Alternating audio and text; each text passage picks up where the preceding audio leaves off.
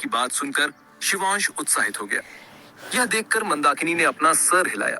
इसके बाद मुड़ी और बोली, ठीक है, चलो चलते हैं, और हाँ, अपने वादे को याद रखना।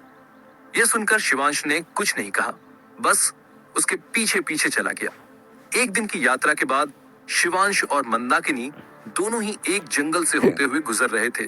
तभी शिवांश को कुछ अजीब सी ऊर्जा महसूस हुई। उसे महसूस करते ही शिवांश वहीं रुक गया। शिवांश को रुकता देख मंदाकिनी हैरान हो गई और उसकी तरफ देखने लगी। उसने शिवांश से पूछा, क्या बात है, तुम यहाँ रुक क्यों गए? यह सुनकर शिवांश ने बस अपना सिर उठाया और कहा, मुझे यहाँ किसी औषधि की गंध महसूस हो रही है। इतना कहकर मंदाकिनी की तरफ देखे बिना ही वह अपनी दाहिनी तरफ तेजी से बढ़ गया। इसे देखकर मंदाकिनी जोर से चिल्लाई, अरे कहाँ जा रहे हो, रुको तो सही। यह कहते हुए वह अपने दांत पीसते हुए शिवांश के पीछे पीछे तेजी से चल पड़ी। इधर शिवांश बहुत तेजी से उस दिशा में बढ़ रहा था। उसने अपनी आंखों की शक्ति सक्रिय कर रखी थी और इस वजह से वह दूर तक आसानी से देख पा रहा था। उसे लगभग 300 मीटर दूर एक छोटा सा तालाब दिखाई दिया, जिसके बीचों बीच एक पौधा उगा हुआ था, जिसमें एक लाल रंग का फल लटक रहा था। उस फल को देखते ही शिवांश की आंखें चमक उठी और वह और भी तेजी से उसकी तरफ बढ़ने लगा। कुछ ही समय में शिवांश उस जगह पर पहुंच गया। हालांकि जैसे ही वह वहां पहुंचा, अचानक उसका चेहरा गंभीर हो गया।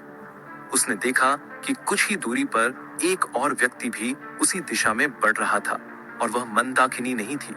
इस वजह से शिवांश के सिर में हल्का दर्द उभर आया। वह नहीं जानता था कि यह व्यक्ति कौन था, लेकिन वह भी सीधे उस फल की तरफ बढ़ रहा था, जिससे उसकी परेशानी और बढ़ गई। शिवांश जैसे ही तालाब के पास पहुंचा, उसी समय काले कपड़े पहने एक योद्धा भी वहां आ पहुंचा। यह योद्धा बेहद भयानक शक्ति उत्सर्जित कर रहा था। यह साधारण व्यक्तियों की शक्ति से बिल्कुल अलग थी। हालांकि यह ऊर्जा इतनी अजीब थी कि शिवांश इसे पूरी तरह समझ नहीं पा रहा था। इधर जैसे ही वह योद्धा वहां पहुंचा, तुरंत ही दूसरी तरफ से और भी कई सारे योद्धा वहां आ गए।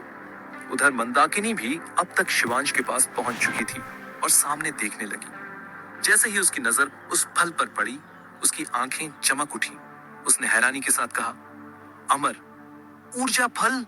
ये कहते हुए उसके चेहरे पर हैरानी और लालच साफ साफ झलक रही थी। शिवांश भी उस फल को चमकती नजरों से देख रहा था। हालांकि उसने अभी तक उसे पाने की कोशिश नहीं की थी। अब तक वहां लगभग 50 से भी अधिक योद्धा पहुंच चुके थे, जिनमें कुछ अन्य राज्यों के दल भी थे। चारों तरफ बातचीत शुरू हो गई थी। सभी उस फल के बारे में चर्चा कर रहे थे। वह फल यानी अमर ऊर्जा फल कोई साधारण फल नहीं था। यह ऐसा फल था जो हर योद्धा के लिए किसी वरदान से कम नहीं था। इसमें इतनी अद्भुत शक्ति थी कि कोई भी योद्धा इसे पाने के लिए अपनी जान तक दांव पर लगा सकता था। अगर कोई योद्धा इस फल को अपने शरीर में अवशोषित कर लेता, तो उसके शरीर की संरचना में कुछ बदलाव आ जाते और ये बदलाव बेहद उपकारी होते। इसकी सबसे बड़ी विशेषता यह थी कि जब भी किसी योद्धा की ऊर्जा पूरी तरह समाप्त हो जाती, तो साधारण गति से भरने वाली ऊर्जा इस नई शारीरिक संरचना के जरिए दुगनी तेजी से लौट आती। और खास बात यह थी कि इस संरचना का प्रभाव योद्धा के मरने के बाद ही समाप्त होता था। इसी वजह से हर कोई इस फल को पाना चाहता था। अब शिवांश के सामने भी यही स्थिति थी। सभी आपस में बातें कर ही रहे थे कि अचानक वहां एक रौबीली आवाज गूंजी। क्या बात है, एक अमर ऊर्जा फल! आज तो मेरी किस्मत खुल गई। इस पर सभी की नजर उस दिशा में चली गई। वह एक हटा कटा युवक था, जिसके माथे पर एक गहरी चोट का निशान बना हुआ था। हालांकि यह निशान उसके चेहरे को तनिक भी बदसूरत नहीं बना रहा था। ठीक तभी वहां एक और आवाज आई, अरे भाई विक्रांत, क्या तुम इस फल को पाना चाहते हो? लेकिन अफसोस, ये मैं फल तो मैं ही लूंगा। ये कहते हुए उस युवक के चेहरे पर युद्धोन्मुख मुस्कान फैल गई। ये सुनकर उस युवक, जिसका नाम विक्रम था, की आंखें सिकुड़ गईं। उसने उसकी तरफ देखा और व्यंग्यात्मक लहजे में कहा, अरे ये तो सोमदास है ना, सामंत राज्य का प्रतिभाशाली। वैसे मैंने सुना था कि तुम्हारी शक्तियां हाल ही में बहुत बढ़ गई हैं। लगता है ये बात सच है, तभी तो तुम्हारी हिम्मत इतनी बढ़ गई कि मुझसे ऐसी बातें कर पा रहे हो।